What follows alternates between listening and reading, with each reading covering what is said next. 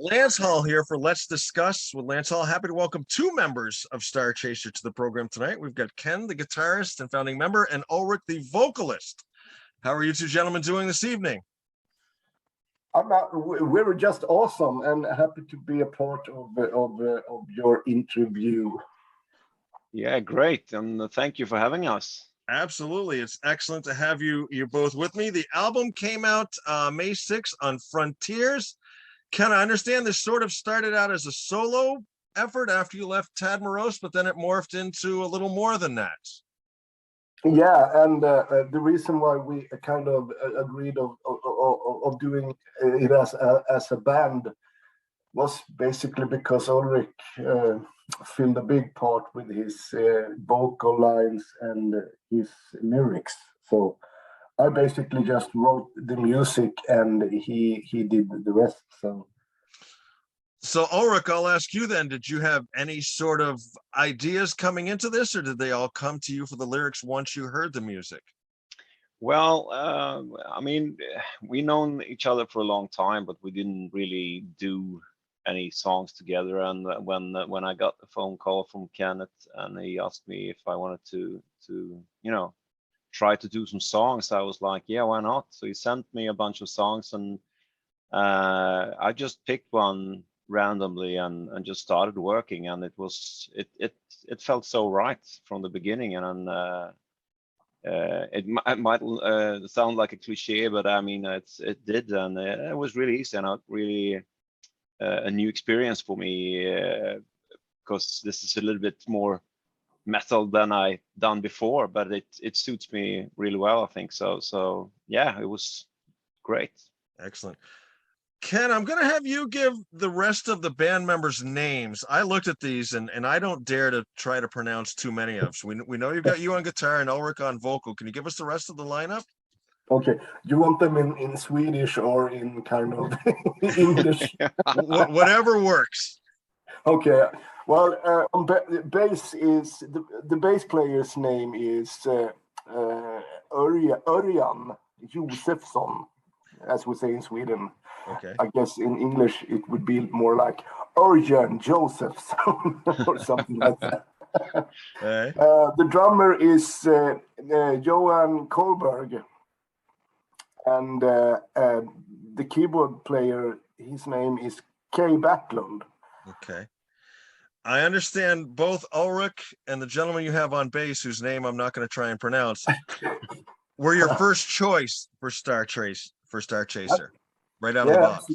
Absolutely. I mean, when Ulrich made the vocals and it turned out to be so great, I just rang out and gave Örjan a call and asked him if he want to put the bass on.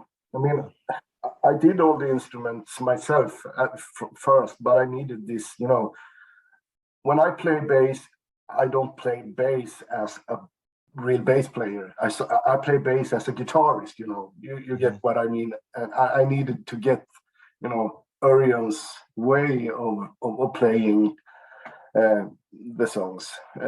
A real bass player, basically. The same goes for Kay and Johan as well. I programmed the drums on my demos, and I really wanted a good, solid drummer. So very cool. My first choice actually on drums was a guy named Magnus. He played Magnus Ulfstedt. He played bass with Eclipse, and I played with him in a band, old Swedish old school band called Torch. Yes. So I played with Magnus there. So I thought, well, Magnus can handle the drums on this project. And he was actually into it, but time schedules and stuff like that didn't work out. So he gave me a name, and that was Johan. So cool. That's how Johan became the drummer.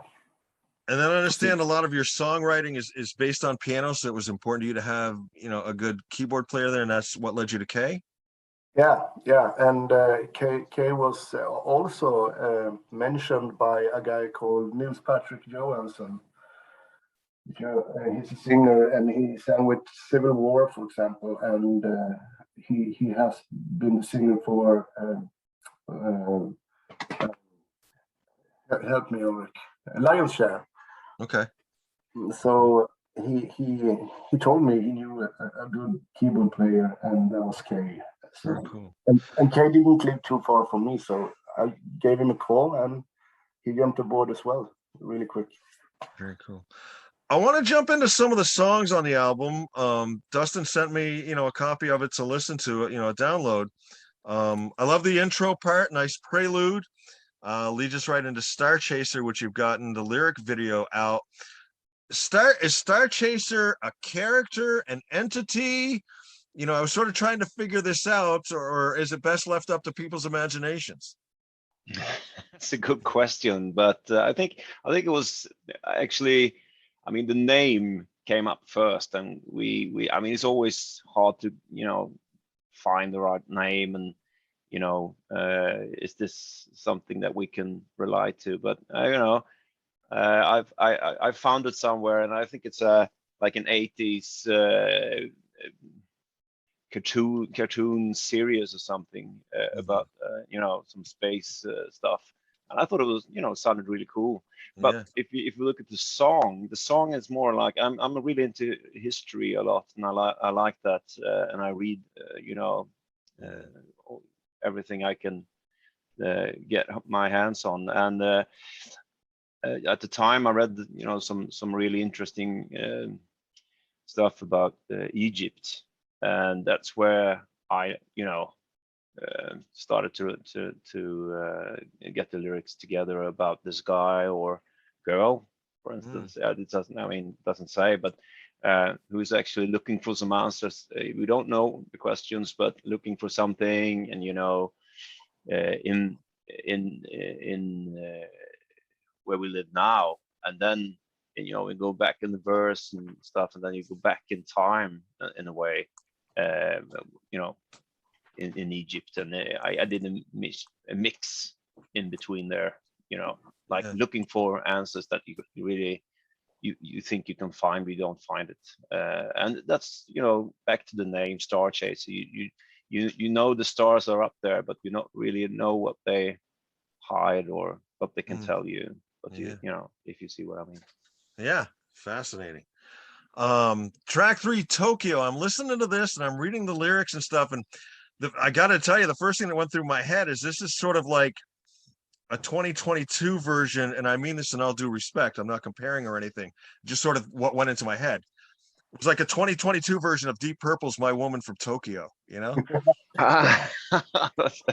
that's interesting. It's a good thought though, but it's actually about two things. Our love for being on stage, that's the one thing, and when I went to Tokyo, Japan, back in the 90s with an old band, I was really fascinated of the culture and how they really love their music. So that's a combination. Yeah. Very, very cool. Bringer of what's that, Ken? I'm sorry. Well, about Tokyo, one cool thing was that originally the Tokyo riff kind of thing was more like a trashier kind of thing. The drums were more like trashing drums, and Johan actually turned it into a more of what it is on the album, kind of hard rock metal thing. And I wasn't expecting that kind of vocals on Tokyo when Ulrich put the vocals on, but it was like, oh yeah, that's how it's gonna be. So that specific song actually grew up on what it is today because of those guys, both Johan and Ulrich. Very cool. So, speaking of guitar and how things sounded, Bringer of Evil, man, when you come in on that one, that is a sludgy, down-tuned riff right there. It's like, I don't know, Metallica Black Album meets Soundgarden. That sounded heavy as fuck. It was like you can really feel it in your neck when you're listening to it, like da da da da da da da da da da. I love that riff. That song immediately went onto my Spotify Halloween playlist. I loved the line "Throne of Bones." Yeah, it's I mean, it's if you bring all the evil you can find and you put it together in one shape. That's the thing I'm singing about. Cool. To just explain it short, Yeah. So very cool. Dead Man Walking, the other track you put the video out for. The thing I want to highlight on this, particularly with Ken, is fabulous solo. To my ear, I heard a lot of Michael Schenker in that solo, and the melody and the way it played out and everything. Was he any type of influence on you? Well, Schenker is an awesome guitarist. I used to listen to him a lot when I was younger, but yeah, I guess I can relate to that. I mean, melodies are the most important thing in music, in my opinion. So I mean, you can take whatever you like, but if there isn't any good melodies, even if it's vocals or if it's a guitar solo or whatever, it's not gonna lead you anywhere anyway. So what's your approach to laying down a solo like that? Do you just sort of play it from the gut in one take, or do you do a couple three and splice them together? How do you go about it? Both actually, because one thing, me and Ulrich were speaking about this just a couple of days ago. All the guitar leads are actually the demo takes. I was supposed to replay it, but well, what the fuck? It sounded good as it was as the demo, so I just let it go. Yeah. They're actually the demo. All the solos are the demo solos, which I've just transferred onto this album. Yeah. But normally I used to play it in three parts. So I start to build on a beginning, and then I create a middle part and an ending of the solo, and then try to like play it together. So it's very often three takes. So some of the solos are one take. So excellent. That's track 7, I'll Find a Way. Those are intensely personal lyrics, Ulrich. And the other thing I loved about this song and the instrumentation was, as I'm listening to it, I was playing through headphones, and to me the keys sound like rain. It sounds like rain falling. You spot on. Yeah, it's very personal actually. That's the most personal song. It is, and as you say, I mean, the piano playing is excellent, and I really like that song. And it turned out to be really a cool chorus as well. I think that wasn't the intention from the beginning, but it fitted really well. So, and the a cappella thing that I think was just something Kenneth found and did. You just cut it up and why can't we do like this? And I was like, what is this? But I think it's really cool as well. So yeah, nice. Great track. Track 9, Killer of Lies. First thing that jumped out was the title. I loved the title of that. Was probably my favorite track on the album. It was tough picking. At once I thought it was going to be Angel of Fear, but then when I got down to Killer of Lies, I'm like, no, this is my new fave. Incredibly prophetic lyrics in that, and just a fabulous tune. Yeah. I think Killer of Lies was probably, I think it was one of the first songs you got, I think. Yeah. I think it was the first song you actually put your vocals. Yeah, I think so. Yeah. It's I mean, lyric wise, it's leaders of the world that done not so many good things without mention anyone. It's not about that, but it's leaders can take really do a lot of stupid things, and as you watch the news and you see things happening around the world, it's hard not to get involved, but you get I get pissed off if it's telling the truth, and I just had to say something about it. So sure. Great track. And then we'll jump down to another one that had a powerful message. And what were you going to say something, Ken? Yeah, one thing to mention about Killer All Eyes is that we have a guest vocal on it as well. It's Charles Ritkinen from Morgana Le Fay, the pre-chorus parts. This awesome. Deceiver part. So exactly, yeah. Very cool. Very cool. Gonna jump down to track 12. This is another one, Homeground, had another powerful message, and it was almost prophetic with everything that's going on in the world. I mean, did you write these songs recently? Were they written before a lot of these things started happening, and reflection of it, or? That's a weird thing, because we wrote all this over a year ago, I think, Ulrich. Yeah.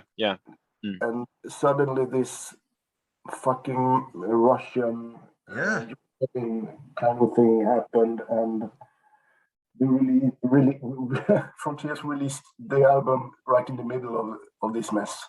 Yeah. So it wasn't intentional, it wasn't meant to be. We didn't know anything about the Russian Ukraine kind of thing. It just happened. So Ulrich, you were just sort of channeling your inner Nostradamus almost, you know? Yeah, in a way. I mean, actually, it's about, I read somewhere, I don't know if it was a book or a magazine or whatever, but I read this really interesting story, because this actually happened in the Second World War in Czechoslovakia, a small village where all the people, when the Germans came, they decided not to lie down. They wanted to tell them, that this is ours. You cannot just walk in there and take what you want. But of course, they did anyway. But I was really fascinated, the story. So that's a true story. Wow, that's awesome. Then of course the last track, the Nightmail Paradox. I saw this as sort of like, you've watched this really intense movie, and now you have the closing credits playing with, a nice background. I thought it was a great bookend to the album. Whose idea was it to put that on? That was the idea. I'm really into movie music and film music and modern composers. And I would like to, I like composing like that with piano and strings, and I love that kind of music. So I actually wrote that piano several years ago, and I kind of re-found it for this album. That's awesome. It was a tribute. Actually, the piano part was a tribute to my firstborn kid. So excellent. I wrote it with my soul and heart, and it ended up on the album. So. Yeah, it's a fantastic piece of music. Ulrich, I've got to apologize to you a little bit. I didn't know you were coming on. I did a little bit of background on Ken, but I'll ask you as well as we get going along here. Ken, I understand you started playing guitar at around the age of 17. What led you to playing? My dad, and someone told me that if you can play guitars, you can get all the girls in the world. No, that's the singer part you mean. Exactly. Everybody wants to play that. So I started playing guitar, and I got none. Yeah, maybe one or two girls. Yeah. My dad was actually a very good guitar player, and he kind of introduced me to, guys like Brian May and Steve Morse, Deep Purple, and Top. Gary Moore is in there somewhere too, as well, right? Yeah, absolutely. Gary Moore was like an early role model for me. I listened to a lot of Gary Moore when I was younger. Yeah. So and you're a big Steve Morse fan. Oh yeah. I've always been. He's never.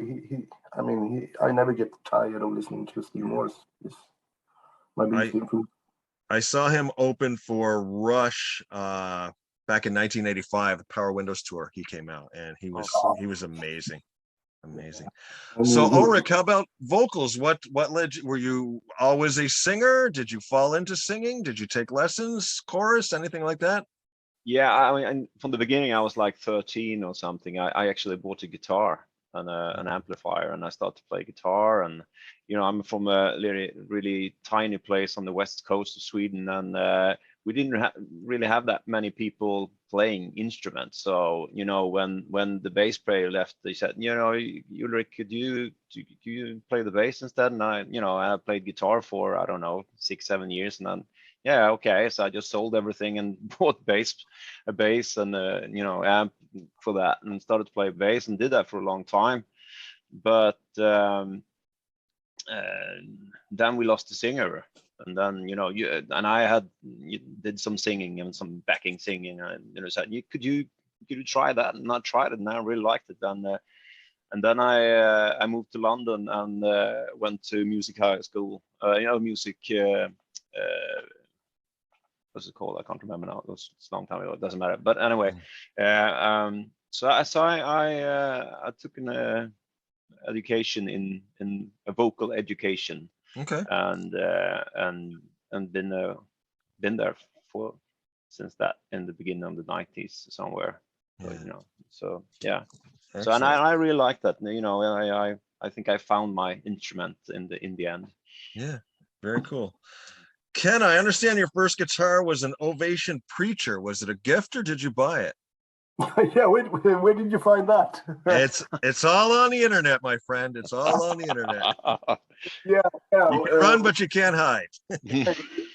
Well, my dad actually had a guitar, Ovation Preacher, which I kind of took over, and I started to play like 3-chord songs on it, and yeah, that was my first guitar.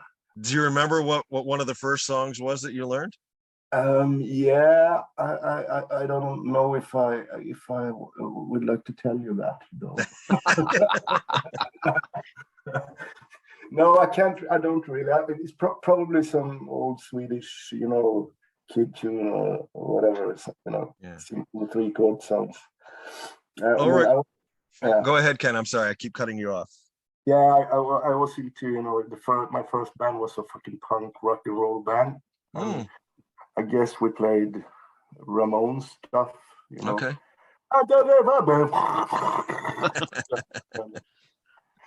And yeah, after a while I learned to play better, and I thought, well, I wanted to do, more kind of technical stuff. But then you had an elbow injury, which resulted in you playing a more minimalistic style, I understand. You got into guys like Philip Glass, Max Richter, stuff like that. Yeah, I went to study at the ACM in Guildford, in England, UK, and I practiced so damn much. So I had this injury in my right elbow, which was so bad that the doctors actually told me that I should prepare for not be able to play more guitar because I couldn't move my wrist correctly. So I had to find another way of approach my picking technique. And well, it was a mess. It took me several years to relearn how to play the picking stuff, since I love more. The picking technique has always been very, very sacred to me. Yeah, very cool. So that was a mess. Ulrich, do you remember a certain song that you sang that where you found your voice? You say you sort of feel like you found your instruments. Was there a certain song where you just said, man, this is cool? I want to do this. Yeah, we had this cover band which I did the singing in as well, and we did, it was a lot of Bon Jovi, it was CC Top, it was I can't remember, it was more Kiss, stuff like that in the 80s. Sure. So I can't really remember the first what made me choose, I can't remember, but anyway, I found it when I started to do, putting vocals on these cover bands and one original band as well, and I really, So I have a lot of my favorite singers like Dio, Ian Gillan, Ozzy, all those, old ones, and a lot of new ones as well, which is a lot of really, really talented singers out there. So, but that's how it started. Definitely. I think. Yeah. So going forward now with Starchaser, what's going next? Where can we expect any more videos from the album? Tour? What's happening going forward now? Well, yeah, I hope so. I mean, I've just started. Me and Ulrich has just started to write some materials and stuff like that. And hopefully, there might be a third single out in the future before the next album. So I hope we can release another single as well. And touring, yes, absolutely. If we could just get the right kind of offers, we're up to play as much live as possible. Excellent. So if you could choose, Lance, which song would you like to hear as the third single, you think? I like I go with my favorite, Killer of Lies. Yeah. I got to go with that one. Yeah. Good choice. That would definitely be my choice. And my, well, I'll tell you what though, because it's so personal and because it's such a great tune as well, I think I'll Find a Way would lend itself. It's very cinematic. I think that one would go as well. Yeah. Cool. Well, gentlemen, before I go, I always like to end with just silly questions. I'm hoping these are questions that you have never been asked before, and I'll let each of you chime in. So obviously the first one that gets asked, well, the second one will have the advantage, but I'll go back and forth. Ulrich, given your choice of household chores, dishes or laundry? Laundry. Ken? Dishes. Okay. Ken, if you could speak any language that you do not speak now instantaneously, what language would you pick? Wow. Well, it would be cool to be able to play. Speak. Do you say Finnish? Okay. Finland. Finnish. Yeah, that would be cool. Ulrich? Yeah. Well. I would say Japanese. I think that's a kind of cool language. I don't understand it, but I think it sounds cool, and why not? All right. Ulrich, favorite toy growing up as a child? Oh my God. I think my bow and arrow actually. Okay. I love that. Yeah. Cool. Ken? Yeah. Oh shit! I'm thinking, and I should have been. I had this cowboy hat my grandma did for me when I was a kid. I always used to wear it, so it would be like it was made of a newspaper. So nice. All right. We'll stick with your youth for one more. Ken, give us something that decorated your teenage bedroom. Yeah. Oh well. You're not going to believe this, but it was probably a big picture of Peter Forsberg, the hockey player. Okay. Okay. Yeah. Very cool. I could see that. Ulrich, how about you? Yeah. Same with not Peter, but I had a lot of posters of all my heroes, and I actually went into model, tiny models of planes and stuff that you glue together. Yeah. Yep. Stuff like that. Mm-hmm.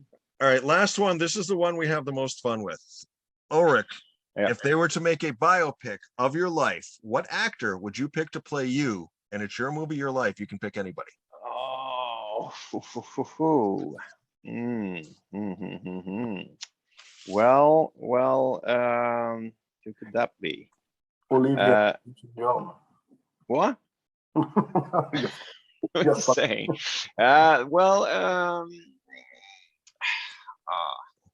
That was tricky. Well, I would say Peter Stormare. Well, he's nothing like me, but why not? Okay. How about you, Ken? Russell Crowe. Yeah. Okay. All right. Very cool. Very cool. Well, gentlemen, I thank you very, very much for your time this evening. We're talking with Ulrich Carlsson and Ken Jonsson, singer and guitarist for the band Starchaser. Their album out May 6th on Frontiers Records, 13 tracks. Great album, gentlemen. Be proud of it. It's great stuff. Thank you, Lance. Thank you for having us. Absolutely. I wish you both best of luck in the future. May you have safe travels and all of your shows be sold out. Thanks. Cheers. Thank you. Thank you. Okay. Bye-bye. Bye. Take care.